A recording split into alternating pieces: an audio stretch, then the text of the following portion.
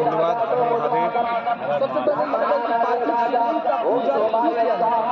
देखिए, पार्थिव शिवलिंग का पूजन इसलिए किया जाता है, शिव जब कल्याणार्थ इस धरती पर जब आए हैं अवतार लेकर, तब उनका प्रतिरूप और शिवलिंग का पूजन का जो प्रावधान है वो ब्रह्मदेव का एक पुराण है। शिव और पार्वती के विवाह से यह प्रसंग होता है। शिव और पार्वती के विवाह के समय में ब्रह्मदेव पूजन प्रथम अचानक उनका ध्यान भटक गया, तो महादेव ने ब्रह्मदेव को श्राप दिया कि आज के बाद आपका पूजा जो है सिर्फ धरती के नीचे में होगा, जहाँ पे सभी देवताओं का पूजा होगा, उसके अलावा अलग से आपका पूजा होगा।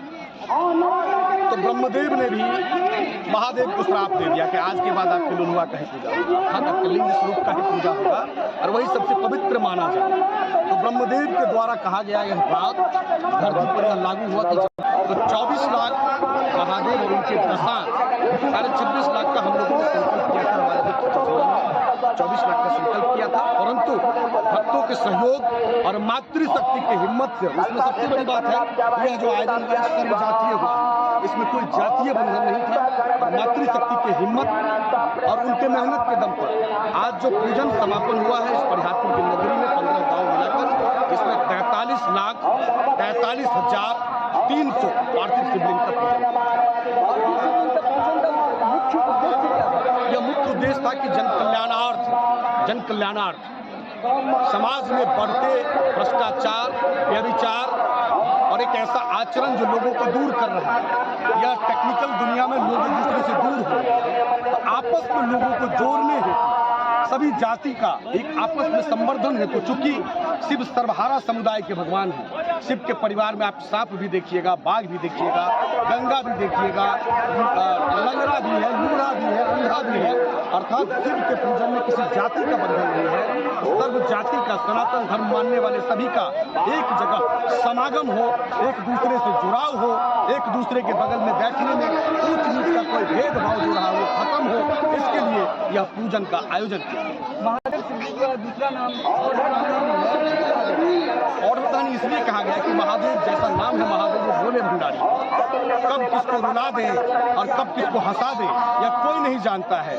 कोई जीवन भर पूजा करके भी महादेव को मना नहीं पाता है, तो कोई पल में शिकार करने जाते हुए एक व्याधा के द्वारा बिल्वपत्र चढ़ा देने से भी शिव प्रसन्न हो जाते हैं, और न जाने कब किसको रंक बना दे और किसको राजा बना दे यह कोई नहीं जानता है। वो राजीव झा, मैं Bharatiya Janata party IT cell का जिला संयोजक हूँ और पेशा से डिस्ट्रिक्ट मधुबनी में एक एजुकेशन कंसल्टेंसी चलाता हूँ, Mithila institute of management and technology private limited से करके, जहाँ से मैं एजुकेशन कराता हूँ।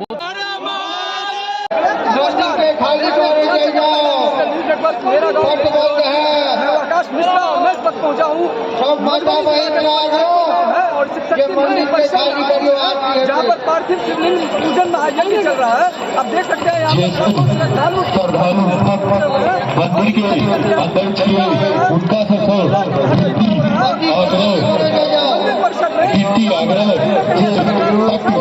मंदिर के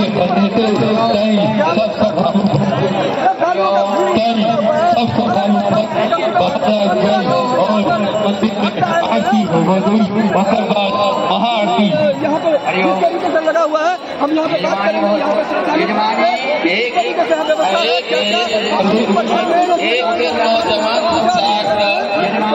जो मंदिर आप जो देख रहे हैं सामने में, जो शिव शक्ति मंदिर है जो कि मधुबनी जिला के परिहारपुर पंचायत के बीच में पड़ा,